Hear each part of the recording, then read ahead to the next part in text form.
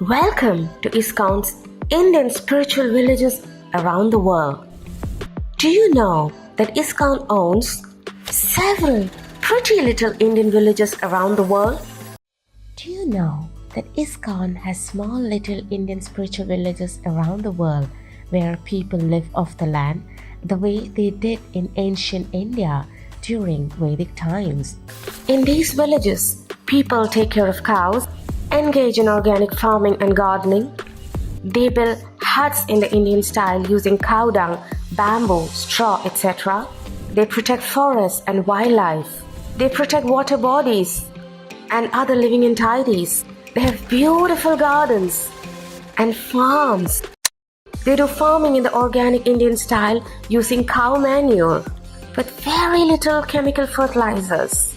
And they live as per the Vedic tradition of Varnashrama Dharma. These villages were founded by ISKCON founder, His Divine Grace A.C. Bhaktivedanta Swami Prabhupada, who dreamt of replicating rural India around the world. He wished to build villages in the style of Krishna's pretty village Vrindavan. He wanted people to learn how to live off the land and live in harmony with nature, far from city life. Volunteers in Hare Krishna farm communities adore that. They have truckloads of fun. Look at what ISKCON volunteers from different countries have to say. Hare Krishna! Welcome, please come. We're all here from loads of different parts of the world, and we're in the Hare Krishna community. From the US, Brazil, Argentina. There is a big variety of work, like some people might do gardening while others might work with the animals or with inside the castle. It's very nice. We make like the flower garlands like these in the morning. And we can also learn to do other things. And we also learn about ourselves. Because like this, I know what I can do, what I can't, and what I like to do. There's lots of free food here. Just come and they'll give you tons of food. It's really really good nice. vegetarian food. Yeah, It's and a really good banana tasty. cake. If you're hungry, just come here. Like, they give you so much food. It's lovely food. Sometimes you have to try to eat less actually, because they give so much food. It doesn't matter who you are. Apparently they give foods in war zones and everything. They're so generous. If you're hungry, come. They like the flexibility of being able to do what they like to do, whether it be gardening or farming or working with the cows and bulls or making garlands. And every last one of them adore the feast, the yummy, the gourmet, delicious vegetarian feast. And the icing on the cake is the cake. These exotic little pieces of heaven will transport you back in time, remind you of an Oriental period movie, mesmerize you, and teach you in a practical way how we can live in harmony with nature and build sustainable, self-sufficient communities.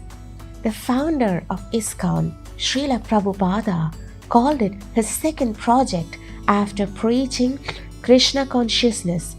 He said it was his second project to establish the Vedic system of life where people live and work closely with nature and lead simple spiritual rural lives.